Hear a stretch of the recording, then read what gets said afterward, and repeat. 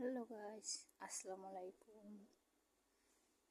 আপনাদের সাথে আবারও আসলাম। খেজুর পারবো, খেজুর শেষ হয়ে যাচ্ছে, অল্প কয়টা আছে।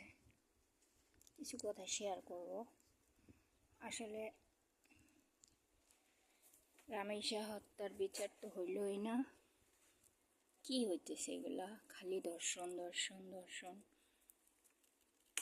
এই 8 বছরের শিশু চাচার কাছে নিরাপদ রইল না। কাকে বিশ্বাস করবে আজকে মানুষ?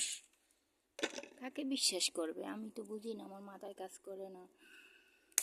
মানুষ সেই ছোট ছোট বাচ্চা, শিশু বাচ্চা ধর্ষণ হইতে আছে, এগুলোর কোনো বিচার নাই। বুঝি না কেন এমন হইতেছে। আল্লাহ তুমি মাফ করো আল্লাহ। কিয়ামতের লক্ষণ এগুলো হচ্ছে, কিয়ামতের লক্ষণ তো। তাই ধর্ষণ হইতে আছে, শিশু বাচ্চা ধর্ষণ হইতে আছে। ছোটবেলায় নানীদের মুখে শুনতাম যে বলতো, এমন একদিন আসবে মানুষ